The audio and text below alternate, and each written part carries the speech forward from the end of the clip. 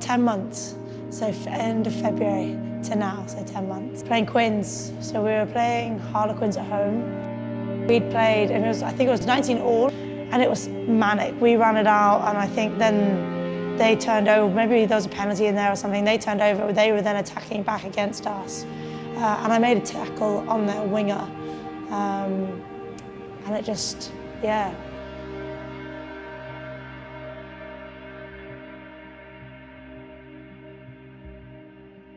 My body sort of just went limp. I think a lot of people thought that I was passed out. It was like I'd zoomed out from the situation, or like this is how I kind of remember it. Things went into sort of slow motion. I fell to the ground, but I couldn't move. I couldn't control. I lost complete control of my body. And then remained like that for a little while, and then I got this sort of floods of pins and needles through all my arms and legs, which stayed there for a couple of minutes, and they were painful, and I was just like screaming about my legs, I think, because I was worried that I couldn't move them.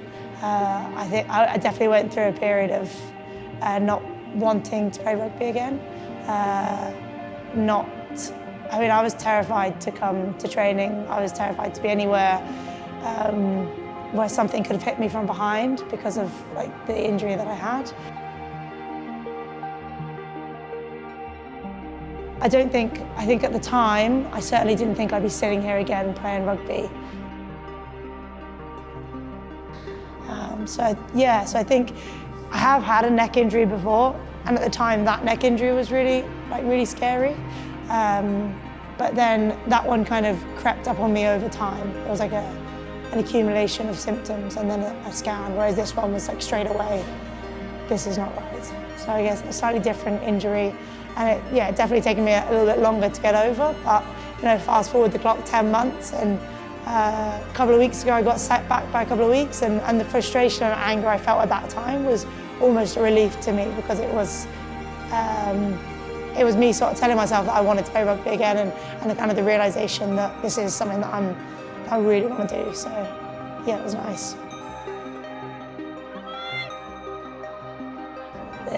There was no kind of like reassurance that I'd been through it before. It was, I knew from the get-go that it was worse. It was a lot of restless nights, a lot of crying, a lot of fear. And pain as well. Like I was on some pretty strong painkillers for about 3 months, because I think for about 2 or 3 weeks my hands felt like they were like scalded. They felt like they were burnt, and the skin felt raw to touch. Like it wasn't physically, but it's like a nerve symptom. So I couldn't stand anything touching my hands. They were in pain all of the time. And then the only relief that happened was when I'd get into a hot shower. So I'd get into a hot shower and it would like burn like you have open cuts getting into the ocean.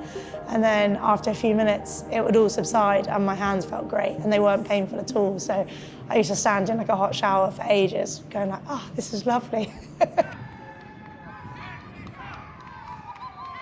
I love playing rugby. I love being out on the pitch. I love like hearing the noise of the crowd and that kind of like the shouting and the jeering and the chants. I love that atmosphere that you can't really recreate it anywhere else. But I think this was probably the first time that I got injured and I actually didn't want to be out on the pitch. Like I was happy supporting and being on the sideline, and it's probably the first time I've experienced that. So I guess as a silver lining, it kind of makes you realise that, you know, after rugby might not be all that bad. That there will be other things to look forward to when rugby does finish. Yeah, a mixture of everything for this weekend. I mean, excited just to get back out there. Try not to expect too much from myself, which is hard. But yeah, I just guess I just want to be out on the pitch, and if I can get my hands on the ball, then give it a go, see how that feels again. If they're in front of me with the ball, then putting a shot on, and just, I guess, trying to do the basics of playing rugby out on a pitch would be nice.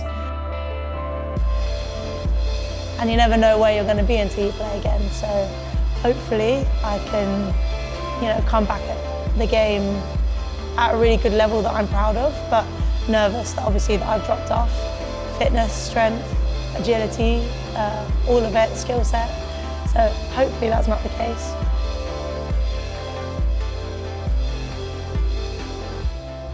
Dropped back into playing rugby as myself, and I didn't overthink anything.